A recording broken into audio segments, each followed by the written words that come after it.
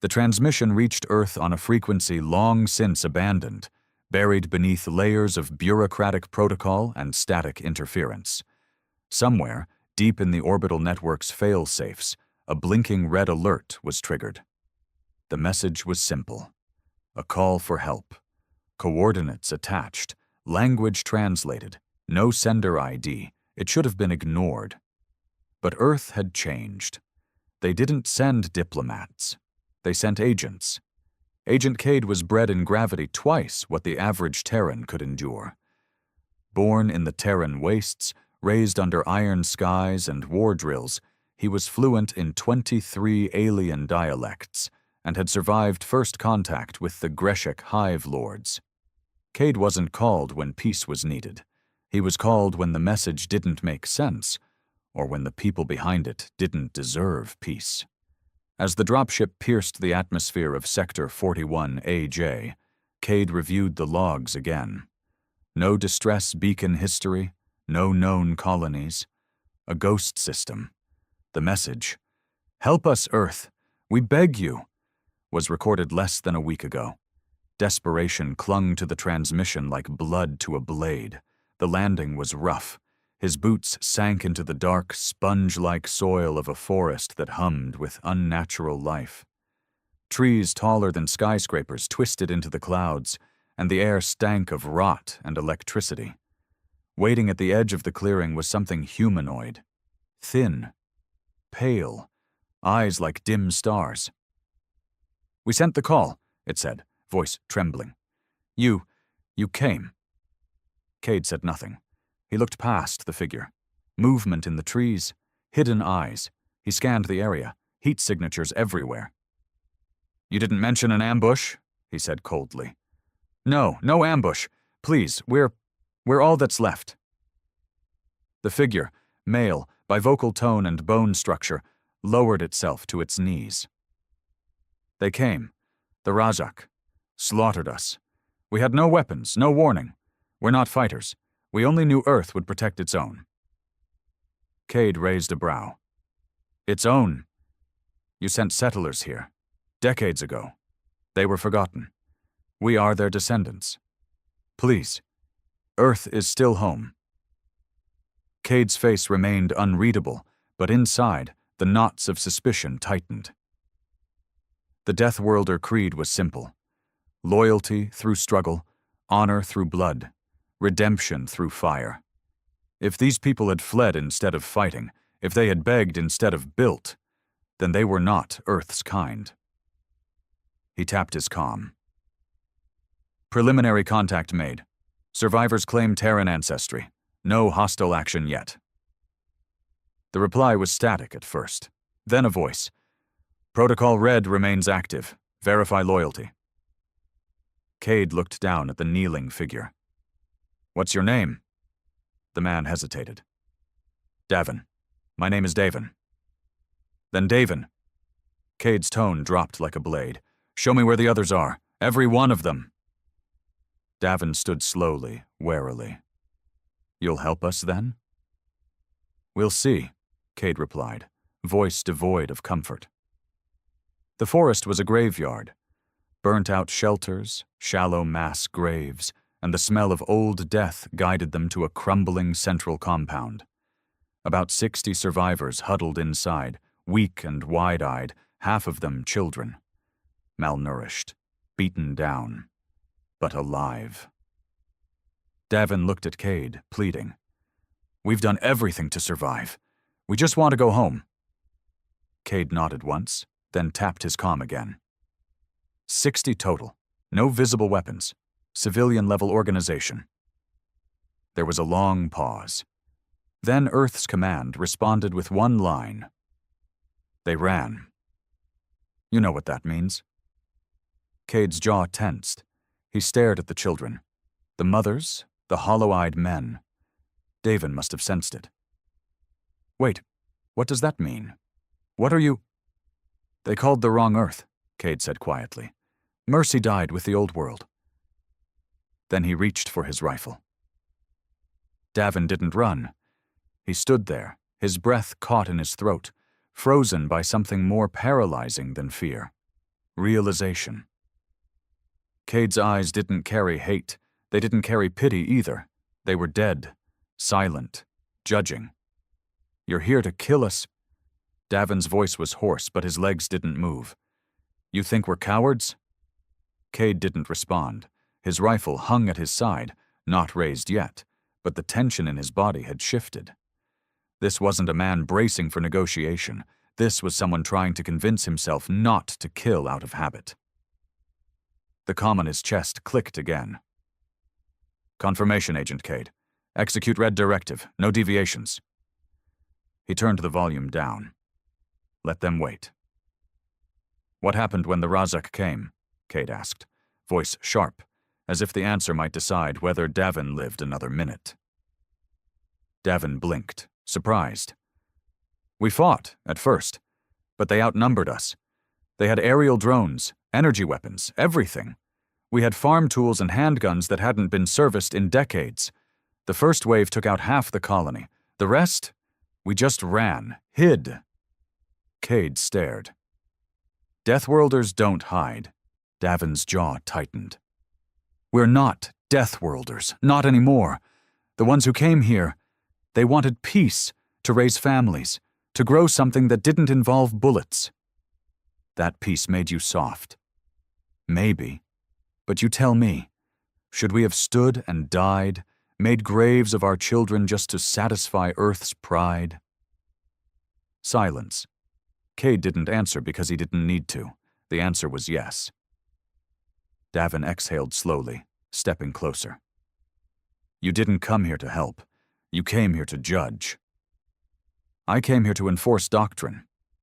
"That doctrine is madness." Cade's grip on the rifle tightened just enough to be noticed. The colony was quiet. Too quiet. The survivors were still inside the compound, probably listening, possibly armed. Maybe not with guns, but desperation sharpened bones into weapons. He had to tread carefully. "You're not the first to call us," Cade said quietly, "and you won't be the first we've silenced." Davin's eyes widened. "You've done this before?" "Dozens of times. Deathworlders sent to reclaim the weak links. It's not about punishment. It's about legacy. If the galaxy thinks we let cowards live, they'll start seeing us as equals. We're not. We're worse." "Worse?" Davin asked, voice rising. "You think that makes you superior?" "It makes us remembered." Davin shook his head. "That's not strength. That's rot. Earth's building an empire on ashes. Empires don't care what they're built on, only that they last." A small movement to the right. Cade caught it instantly. A child, young, maybe 7 or 8, was peeking around a broken support beam. Dirty face, hollow cheeks. He was clutching a ragged piece of cloth like it was a shield. "You kill us," Davin said, "and Earth wins nothing. We're not soldiers. We're not a threat. We're a mistake your ancestors made and forgot about. Let us fade. Or maybe help us rebuild, just once." Cade turned slightly toward the child, then back to Davin. "No," he said. "That's not how this ends." He raised the rifle, but not to fire. He held it at chest level, eyes locked on Davin's. And then he lowered it. Cade tapped his comm again. "This is Agent Cade. Red directive terminated, sending full report. These people are no threat. Mark Sector 41AJ for non-contact zone. Repeat, non-contact." The response was immediate. "You're not authorized to terminate red directive. Final warning, Cade." "I just did." Over and out. He ripped the comm unit from his chest and crushed it underfoot. Davin stared at him, stunned. "You'll be hunted for this." "I know." "Why?" Cade looked up at the towering trees, the sky bleeding amber through the clouds. "Because someone has to be the first to stop the madness. Might as well be the bastard who was part of it." Davin didn't know whether to hug him or keep his distance. Cade took a step back. "I'll stay for a few days, show you how to fix your generators, harden your defenses. Then I'm gone." "And then?" Davin asked, his voice tentative. "Then you disappear, for good. Change names, Move deeper into the system. If Earth finds you again, I won't be there to stop them." A silence stretched between them, one filled with quiet gratitude and something else. Respect. By nightfall, Cade had begun rerouting the power lines. The children gathered nearby, watching him with curiosity and fear. He said nothing to them, didn't smile, didn't wave. But he didn't drive them away either. He worked like a man with no future, because in many ways, he wasn't supposed to have one. The next day, 3 drones appeared in orbit. Cade spotted them before the colony did. Earth's message was clear. He activated his personal beacon, the one no Deathworlder was supposed to use unless mortally wounded. It sent one signal: deceased. Within minutes, the drones retreated. Davin approached, staring at the sky. "What did you do?" "Made sure no one comes looking for me, or you." "But you're alive." "Not officially." Davin was silent a long time before asking, "Were you always like this?" "A killer?" Cade didn't look at him. "We all start out as sons. Then Earth turns us into weapons. You could come with us. Leave Earth behind." "I am Earth, Davin. The worst part of it. But maybe, if I stay here long enough, something softer grows where all the killing used to be." Davin nodded slowly. A scream interrupted the moment. They ran. Toward the edge of the forest, one of the colony's scouts was dragging someone, through the brush. Blood. Crushed limbs. Another survivor, half dead. "They're back!" he cried. "The Razak! They're coming!" Cade's blood chilled. "How far?" "Hours, maybe less. They've been tracking us since the attack. We never shook them." Davin turned to Cade. "You said you'd help harden our defenses. I said I'd help rebuild, not fight your war. Then don't fight for us. Fight with us." For a long moment, Cade said nothing. Then he went to the central hub, opened his drop capsule, pulled out a small black case labeled Containment Breach, Tier 3, Forbidden Use. Inside were 2 weapons, one for him, one for Davin. "You ever shoot a particle arc?" "No." "You'll learn." By the time the Razak arrived, the Deathworlder wasn't just training them. He was leading them. They weren't soldiers, not yet. But fear had given way to fury. Cade had taught them how to turn grief into armor, shame into bullets. They weren't just survivors anymore. They were the ghosts of Earth's past. And they were about to make the Razak regret ever answering that SOS. The first sound wasn't what they expected. It wasn't a roar or blast, but a shriek. Metallic, high-pitched, unnatural. The kind that crawled down your spine and told you your bones weren't strong enough to survive what was coming. Cade didn't flinch. He stood at the top of the central barricade, eye on the distant tree line through a battered rangefinder. "They've got stalkers out front, 3-legged recon drones, scouting for blind spots." Davin was beside him, arc rifle gripped in both hands. He hadn't slept. No one had. But his eyes had changed. They no longer looked like a man waiting to die. They looked like a man ready to kill for the right to live. "Where do we hit them first?"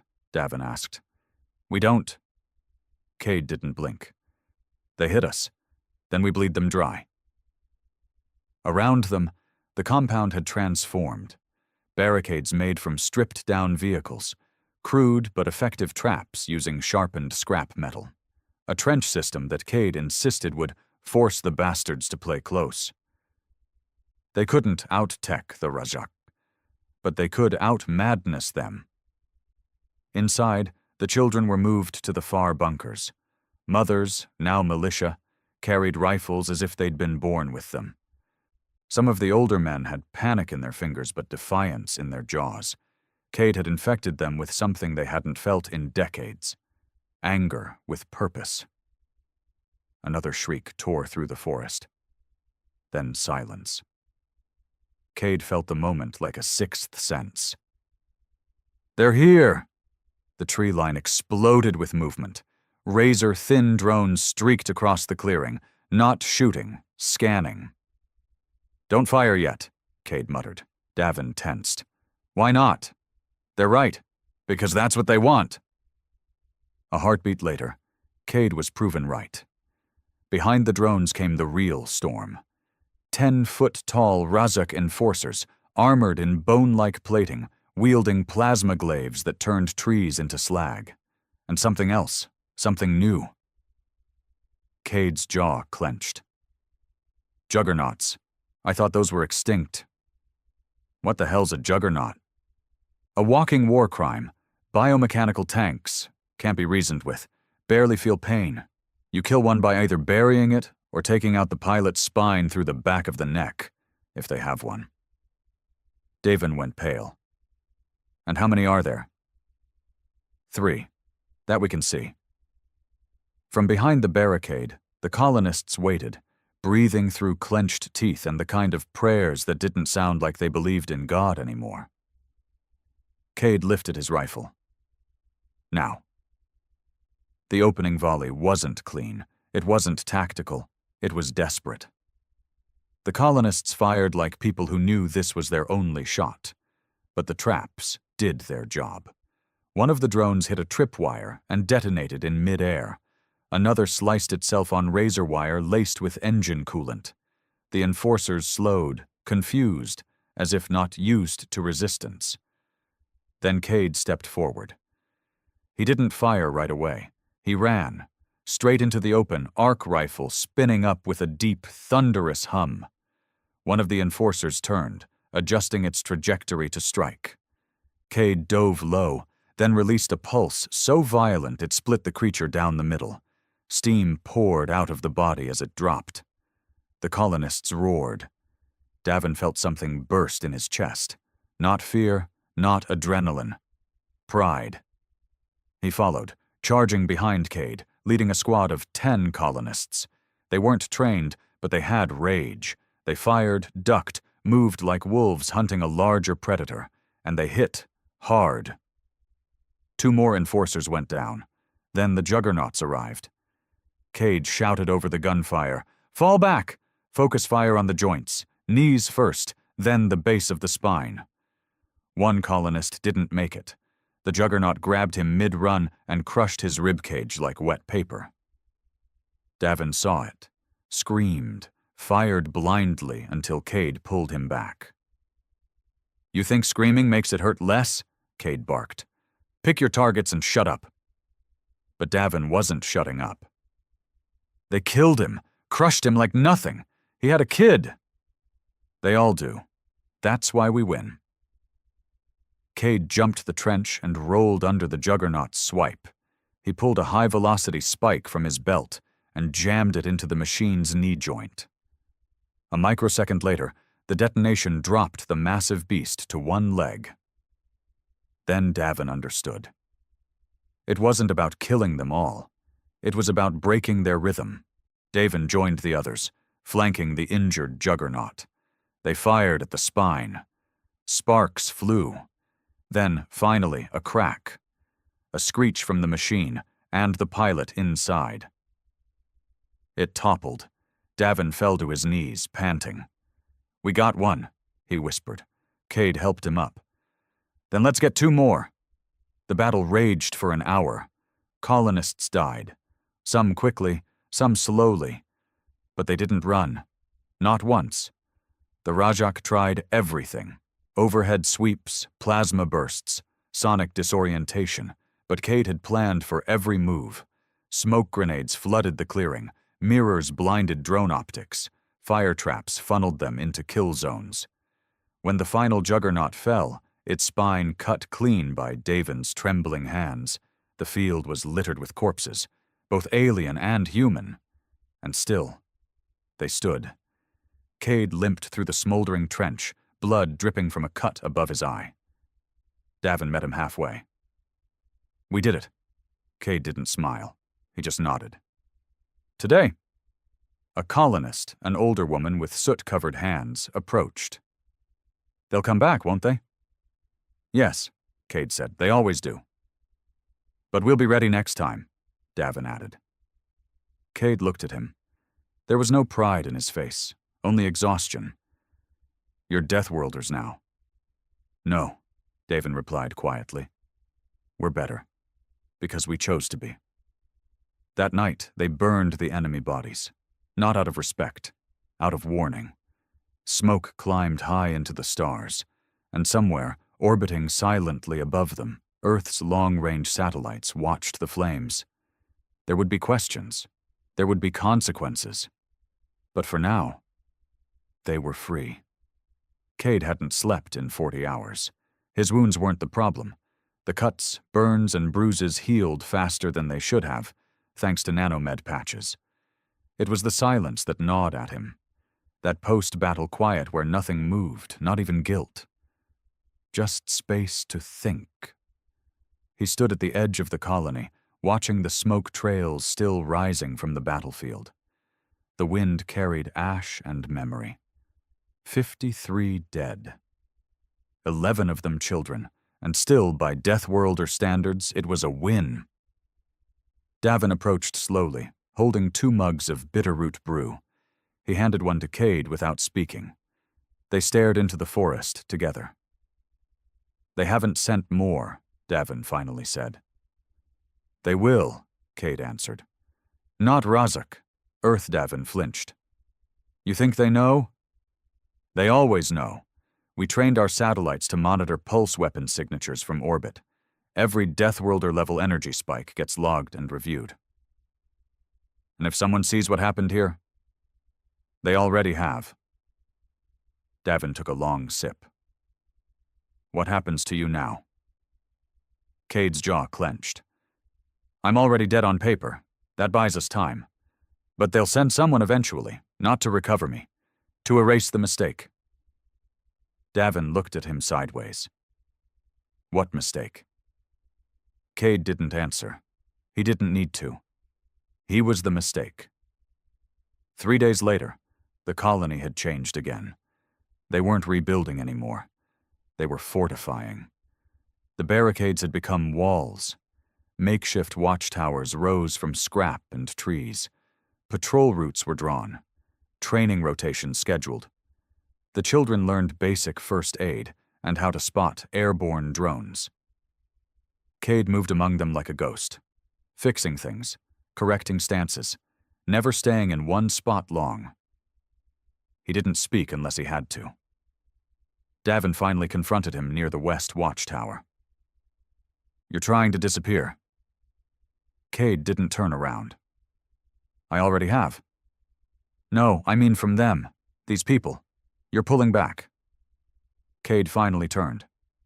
I taught them what they need. Now they have to make it their own. They want to follow you. They shouldn't. Why not? Cade's voice lowered. Because I'm not done killing. And if they follow me, they'll end up buried under the same mountain of corpses I've spent my life climbing. Davin shook his head. Maybe they don't want a clean Messiah. Maybe they need a dirty one. Cade said nothing, but his eyes softened. Just a crack. That night, Earth made its move. A drone descended without warning, low and fast, breaking the upper atmosphere like a thunderclap. It didn't land. It hovered, projecting a holoscreen 10 meters high. Cade stood in the center of the compound as the image crackled to life. A woman's face, cold, sharp, surgically perfected. Military insignia stamped across her collar. Voice like razors.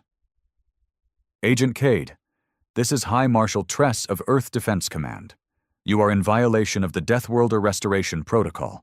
You have terminated a red directive without clearance. Explain. Cade said nothing. Tress's face narrowed. Explain, or be marked as hostile. Cade raised his voice. There was nothing to restore, just ghosts, people we abandoned, people we tried to forget. And when they called for help, you sent me to silence them. Protocol dictates. Protocol isn't law. It's fear in disguise. We act like the galaxy will eat us alive if we show weakness. But what makes us strong isn't the killing. It's what we do when we put the rifle down and choose not to shoot. You are compromised. Maybe. Or maybe I'm just finally human again. This is your final warning. Surrender, or you and the colony will be marked for orbital purification. Davin stepped forward. You purify us, and you'll have every frontier colony questioning their loyalty. Tress stared at him. Who are you? Someone who survived. Someone who fought back because he was shown how. If Earth still has any soul left, they'll see this wasn't betrayal. It was redemption. Tress didn't reply. The screen flickered once, then vanished. The drone rose, disappeared into the clouds. Silence fell again. What does that mean? Someone whispered. Cade turned to the crowd. It means they're scared, and that gives us time. But time, as always, ran out too fast. A week later, the horizon cracked with light. Not a drone this time, a full-scale transport ship, marked with Earth's insignia, massive, heavily armed, descending like a god's hammer. Cade's face darkened. She sent them. Davin looked pale. What do we do? Cade tightened his belt.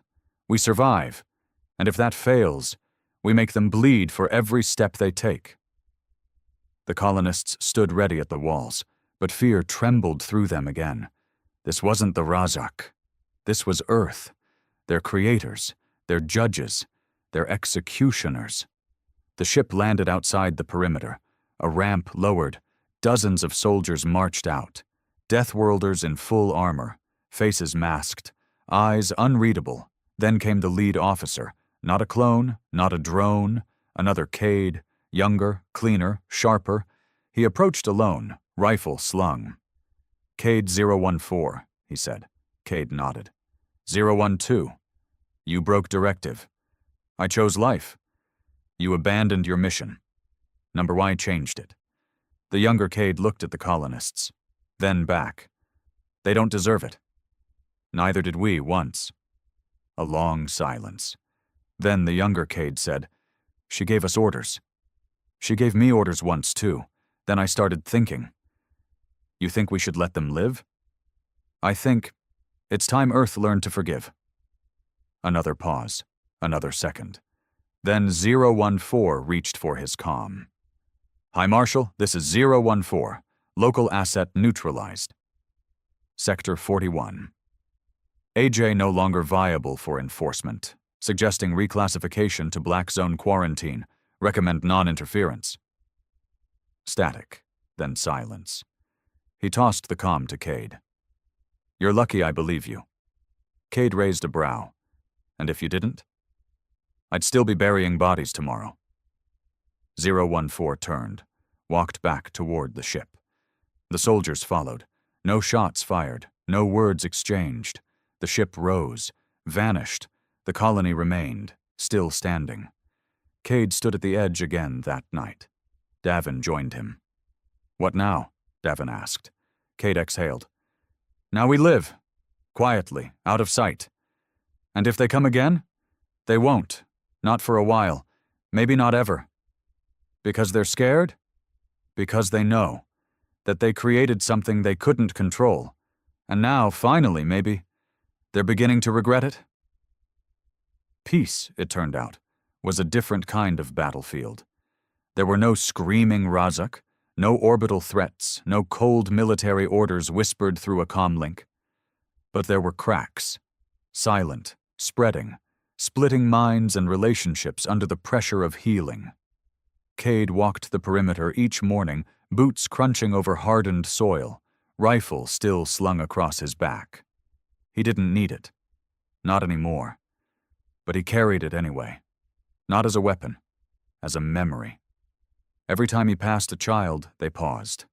Not out of fear, but reverence. They whispered behind his back. The ghost soldier. The one who defied Earth. The Deathworlder who stayed. He hated every name. The colonists had started building again.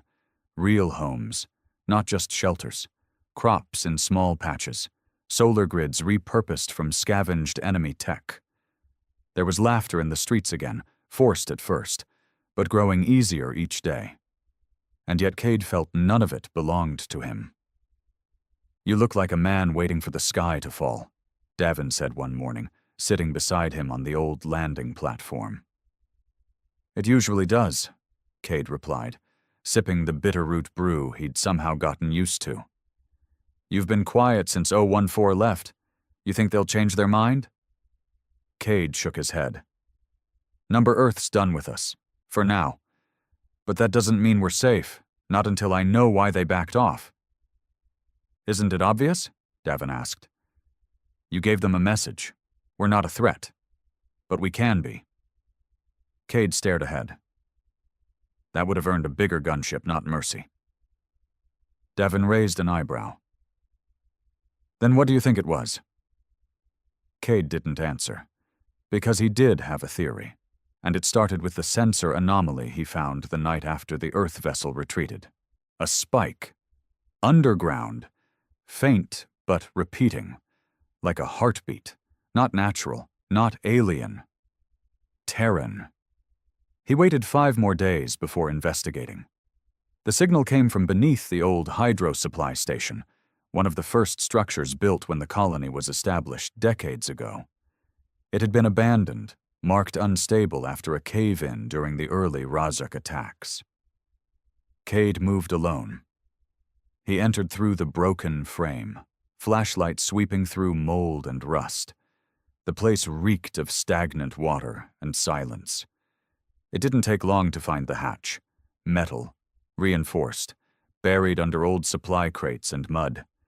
A key panel blinked once when he wiped it clean. The logo was unmistakable. EDC, Earth Defense Command. Cade stared.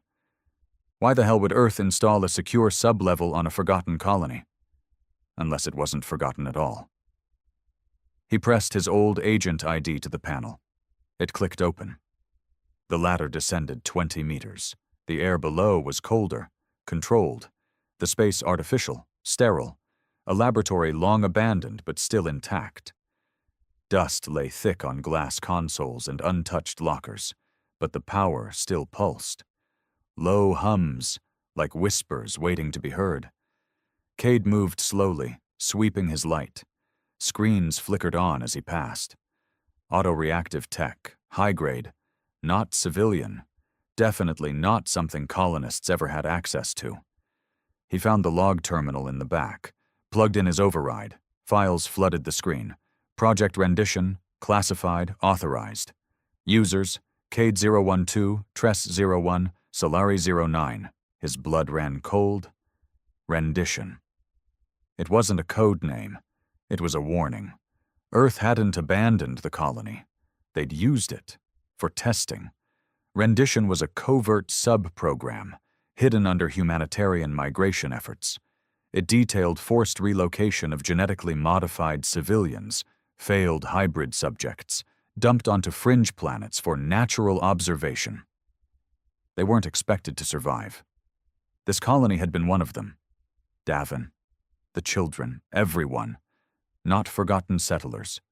Genetic experiments.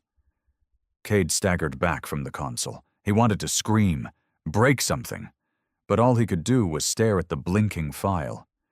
They weren't weak because they were soft. They were weak because Earth made them that way. He confronted Davin that night, told him everything. The younger man sat in silence for a long time, staring into the fire. "Is that why we couldn't fight back?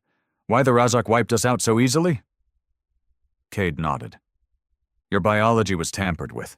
Lower aggression receptors, reduced adrenal response, suppressed risk processing. It was all engineered.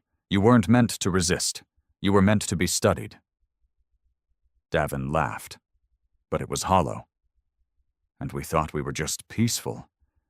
"They lied," Cade said, "from the beginning." "Why didn't you tell the others?" "Because if they know, they'll turn on themselves. Question who they are, what they are. It'll fracture everything." Davin's voice hardened. "They deserve to know. They deserve to live without another war. If Earth wanted them erased, they'd have done it already. But this is worse. They left a secret buried here and hoped no one would dig it up. And if they know you found it? Cade looked him dead in the eyes. Then they'll come back, with fire. The next morning, Cade sealed the lab, buried the entrance under concrete and crushed steel. He didn't destroy the data. He wasn't ready for that, but he hid it where even he might not find it again. Some truths were too dangerous to share, even among allies. But the silence weighed heavier now. The colonists sensed it. Cade felt it in their glances, the way conversations paused when he passed. He was no longer just the man who saved them. He was the man who knew something and wouldn't say. Davin kept his distance, respected the decision, but it gnawed at him. He wanted to scream the truth from the rooftops, but he also saw the children laughing, playing, smiling again, and he couldn't bring himself to take that away. So he said nothing. For now. But Earth had left them broken, and even though they survived, the fractures were still there. Weeks passed, then a new signal, weak, different, not from orbit, from another colony, another voice, male, older, rough. This is Sector 39K to any listening station. We survived. Razak gone. We've rebuilt. But we heard about Sector 41. We heard Earth sent someone. If he's still alive, tell him we're ready. We remember. We're not afraid anymore. Davin replayed the message 6 times before telling Cade. Cade stood in silence, eyes closed. Another one survived? Davin asked. Sounds like it. What now? Cade looked toward the stars. They think I'm dead. Earth? Number the other survivors. The fringe worlds. The forgotten. They think I died protecting this place. But if they knew I lived, they'd rise. Cade nodded. But if they rise, Davin said carefully, Earth will notice. They already have. And in a sealed chamber under Earth's capital, High Marshal Tress listened to the same message and smiled. Good, she whispered. Let them gather. Let them believe. Let them think one rogue agent can change the system. She turned to her aide. Activate Protocol Scorch. It's time we remind the Deathworlders who built them.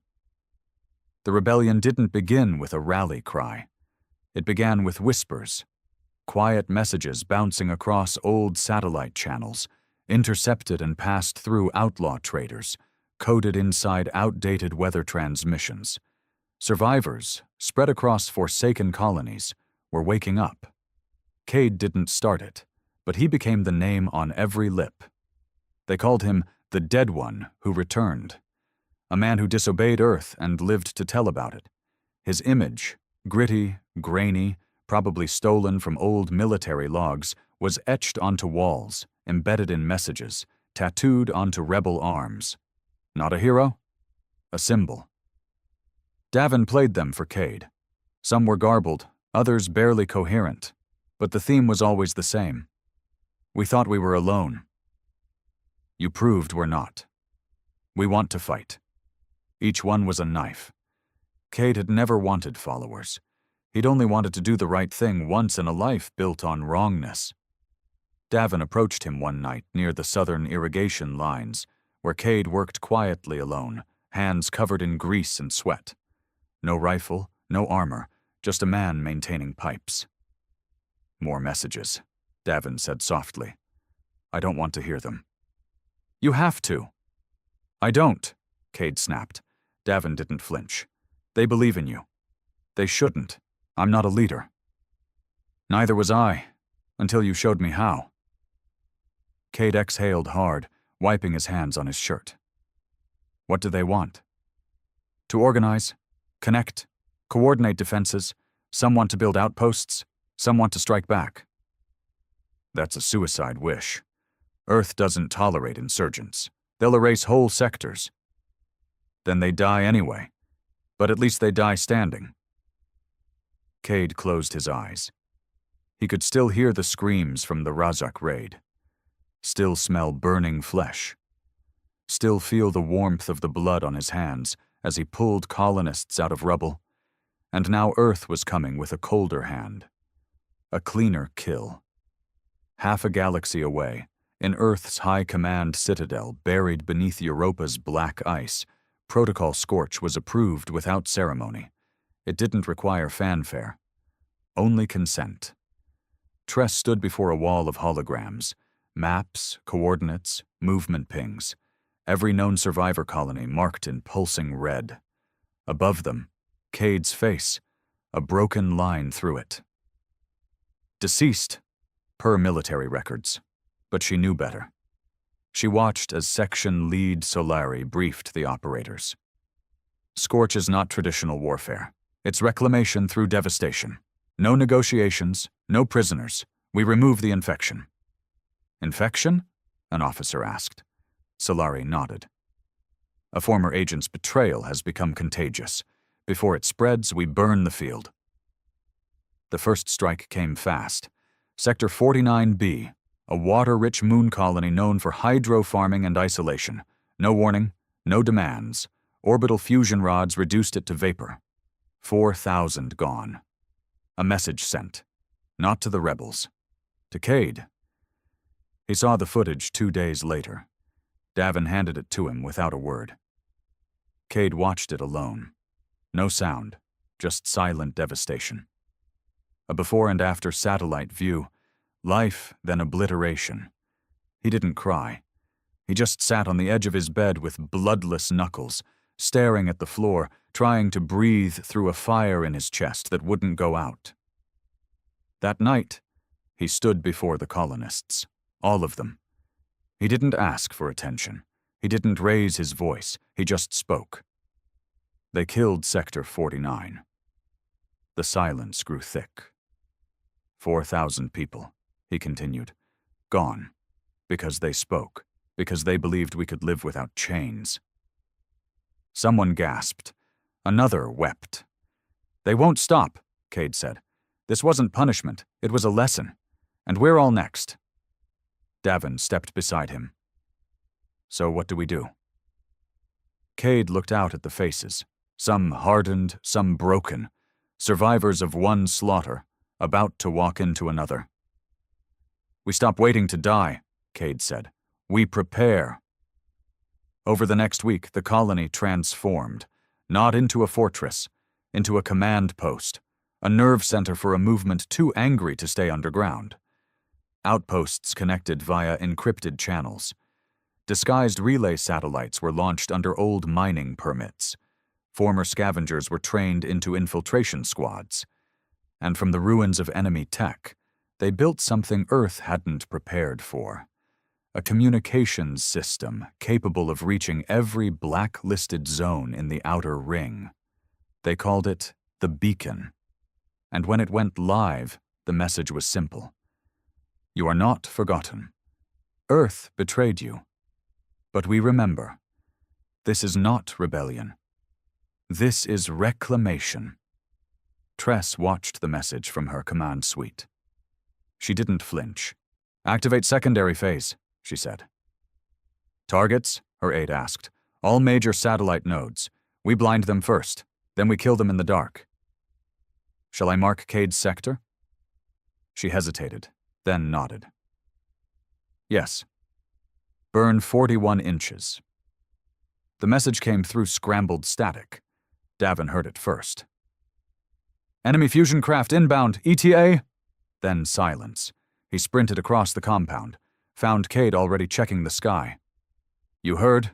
Cade nodded. They're coming. How long? 2 hours. Davin was trembling. Can we stop them? Cade looked at him. No. Then what? We evacuate. Davin blinked. But we're not winning this battle. We survive it. Then we make sure they pay. But the kids, I've already got them moving. Underground tunnels. South Ridge, I built them for this. Davin exhaled, heart pounding. How many can we save? Maybe half. That's enough. Enough for what? Cade finally smiled. For vengeance. They moved fast. No time for goodbyes. No time for sentiment. Only action. Women loaded data cores onto sleds. Men carried weapons, food, wounded. Children clutched each other in terrified silence. Cade led the convoy through a narrow cavern entrance hidden by dense brush. It wouldn't hold forever, but it would get them far enough. He set the charges himself.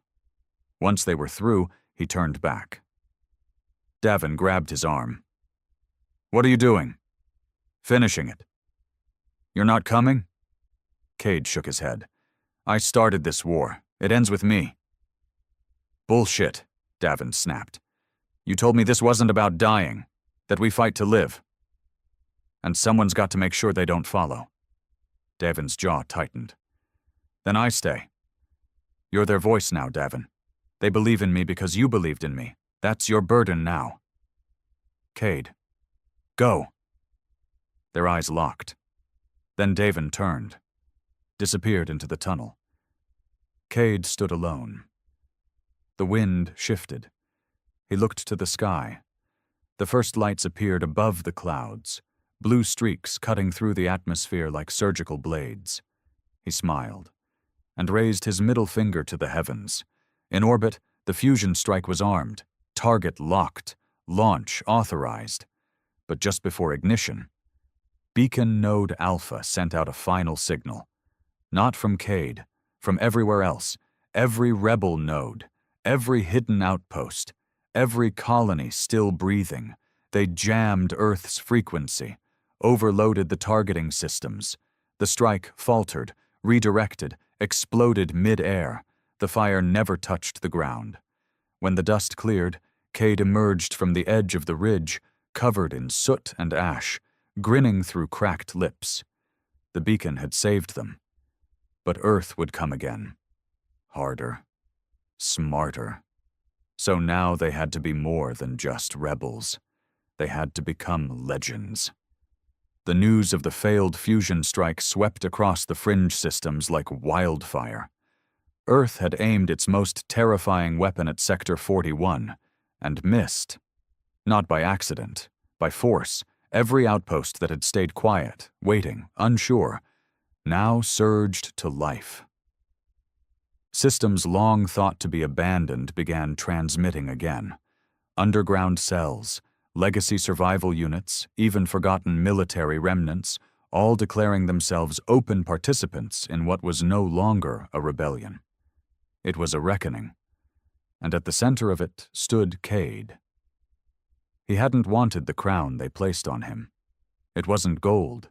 It was carved from blood, scorched metal, and the screams of those who died in silence. He didn't wear it with pride. He wore it because no one else would. The surviving half of Sector 41's colony had resettled near the ridge. The underground tunnels extended into a cavern network that had once served as a Razak escape system.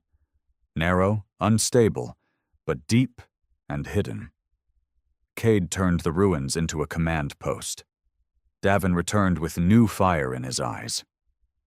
"I've got 2 old mining colonies pledging arms and tech. Another in Sector 43 wants you to visit. They're calling it a summit." Cade grimaced. "I don't do speeches." "You don't need to. You just need to stand there and be you. That's enough." "I'm not a leader." Davin looked at him like he was tired of repeating himself. "You're not. You're a symbol. That's louder." Cade said nothing. But in the quiet corners of his mind, something twisted. Not fear, not pride. Responsibility. The summit was held in a hollowed-out asteroid station orbiting a dead moon. It had been a mining facility once. Now, it hosted a crowd of over 500 delegates from across the black zones. Many wore patchwork uniforms. Some bore scars from fusion burns. Others carried children in their arms. There were ex-military, former engineers, hackers, farmers, and more. All had one thing in common. They had been forgotten by Earth. And they weren't going to stay quiet anymore. Davin spoke first, laying out communications infrastructure, proposed trade routes, mutual defense networks. He was sharp, eloquent, and practical. Then they asked for Cade. The room fell silent as he stepped onto the cracked stage, lit only by flickering generator lights. He didn't prepare a speech. He just looked out at them and said, "I was trained to kill you. I was trained to erase your names from history. Earth made me into a weapon. I'm here because I decided not to pull the trigger." He paused. "I don't want your loyalty. I don't want your worship. I just want to live in a galaxy where we're not hunted for trying to be human."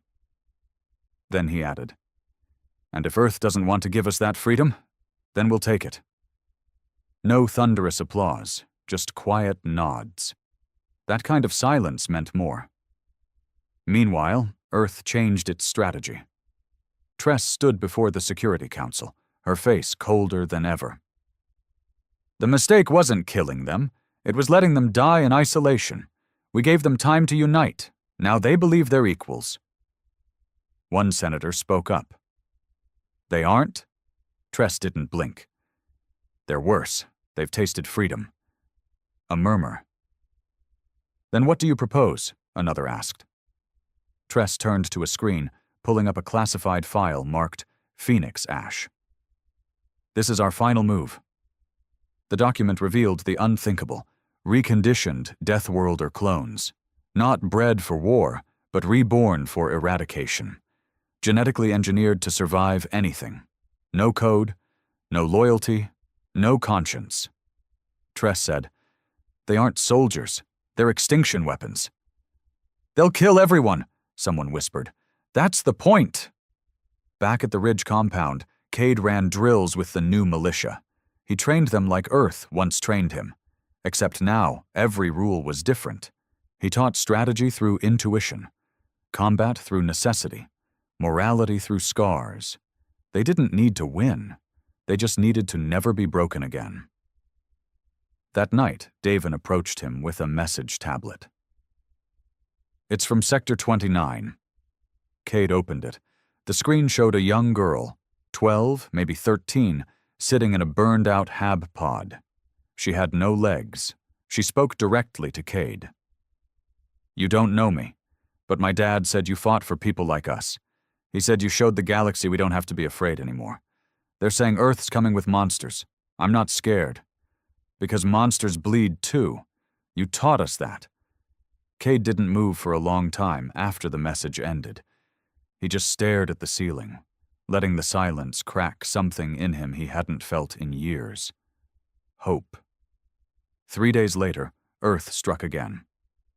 But this time, it wasn't a colony. It was a fleet. 3 battlecruisers dropped into Black Zone space, fully loaded, each carrying an Ash unit. And one message: "Deliver Cade 012 alive, or we begin erasing systems." No timeline, no second chance.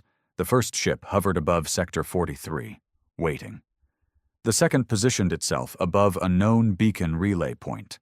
The third vanished, destination unknown. The entire resistance froze. Panic spread. "What do we do?" Davin asked. Cade said nothing for several seconds. Then, "We split them." "How?" "Make them think I'm in 2 places at once, then hit the third while they blink." "That's insane." "That's how we win."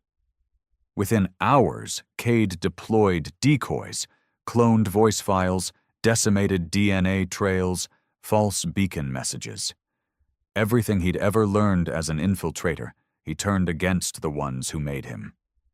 Sector 43 sent up a hollow ship, packed with dead metal and encrypted logs pointing to a non-existent rebel base. The Second Fleet intercepted it, wasted time and fuel. Meanwhile, Davin led a stealth strike on the beacon relay point, sacrificing the node but planting a feedback virus that fried half the enemy's systems. The Third Fleet never arrived, because it had been rerouted to Sector 29, where the girl with no legs waited. She wasn't alone. 27 militia squads stood armed and ready. When the Ash unit descended, they detonated the surface beneath it, burying the creature in molten rock before it could even scream. They weren't soldiers, but they were Deathworlders now. When Cade heard the battle report, He didn't smile. He just whispered, "She wasn't scared." But Earth wasn't finished. Tress prepared her final broadcast. She stood before a live feed, the eyes of the controlled systems watching. "This rebellion ends now. The man you follow is a relic of failure. He taught you to disobey. He gave you pride. We will erase it." She paused, then added with venom, "You don't need salvation. You need extinction." Then she activated the Ash Protocol. All units, all at once, across every known sector. The purge had begun. And in the shadows, Cade stared at the blinking red dots on his map. Each one a kill zone, each one a home. He turned to Davin. "Ready the fleet. We take the fight to Earth." "Now?" "No," Cade said. "Now we finish what they started." The fleet wasn't polished. It wasn't beautiful. It was stitched together from old mining rigs, gutted freighters, retrofitted cargo carriers. Half of them shouldn't have flown. But the people flying them had survived extermination orders, fusion storms, and genetic erasure. They weren't fighting for glory. They were fighting because Earth left them no other choice. Cade stood aboard the Widow's End, a converted drop cruiser that once belonged to the Rajak. Now it bore a crude Deathworlder sigil across its hull, jagged, raw, unmistakable. He looked out at the blackness of space ahead. Earth's defense grid glittered in the distance like teeth behind a liar's smile. Behind him, Davin entered, armored and grim. "The outer relay is down. They know we're coming." "They've known since we launched," Cade muttered. "You think they're scared?" Cade exhaled. "Number. But they should be." Back on Earth, the High Marshal prepared her final defense. Tress watched the rebel fleet approach through a secured dome beneath the Antarctic Shield, the most fortified military control hub in Terran history. Advisors begged for restraint. "Open negotiations. Offer amnesty. Spare the children." Tress raised one hand, and silence fell. "They want to be remembered as heroes," she said. "Let them die thinking they mattered." A young officer whispered, "And if they don't die?" Tress turned slowly, her eyes two pinpoints of disdain. "Then we become them." Cade's fleet punched through Earth's outer defenses harder than anyone predicted. The Ash units deployed in space were overwhelmed by tactics no one from Earth's high command had considered, because they weren't in the manuals. Human shields? Earth would never. Using decompression to create launch slingshots? Too risky. Volunteers detonating in boarding pods to open hangars? Unthinkable. But this wasn't Earth's army. This was the death rattle of the forgotten, and they wanted to be heard. Cade didn't lead from behind. He boarded the central satellite array himself, carving through Ash guards with a brutality that wasn't rage. It was reclamation. Every blow, every shot was a name. A child lost, a mother burned, a colony vaporized. By the time he reached the core, he wasn't Cade, the ex-agent. He was Cade the Reckoner. Meanwhile, Davin led the infiltration of Europa's citadel. They breached the black ice shield using stolen thermal drills and tunneled straight into Earth's command nerve. No mercy, no speeches, just cold, calculated rebellion. They stormed the chamber just as Tress activated the planetary purge codes. She never reached the final key. Davin shot her through the hand. She screamed, but didn't fall. "You think you're heroes," she hissed, clutching her bleeding hand. "You think you changed something?" Davin leveled his rifle at her head. "Number we just finally answered back." She closed her eyes. "Then finish it." Davin hesitated, then lowered the gun. "Earth doesn't need another ghost," he said. "It needs a trial." Above, in orbit, Cade triggered the signal. The beacon's final message was broadcast to every system. Black zone, core worlds, neutral planets. A recording. His face, raw and unshaved, his voice like gravel. I'm not here to ask for peace. I'm not here to beg. I'm here to say we survived. You called us dangerous. You called us unstable. You called us expendable. But we are humanity. The part you threw away and prayed would stay silent." He looked down. "I won't tell you what to believe. Only this. Earth does not own the stars anymore." Then the screen cut to black, and across the galaxy the signal echoed. Earth didn't fall in fire. It fell in silence. The moment Cade's message aired, over a dozen colonies cut ties with the core. Core worlds themselves protested. Soldiers mutinied. Factories shut down. Students poured into streets demanding transparency, freedom, justice. Tress was removed. Tried. Sentenced. The government fractured. No official surrender was ever issued because there was no one left to give it. 2 months later, Cade sat alone on the surface of Sector 41.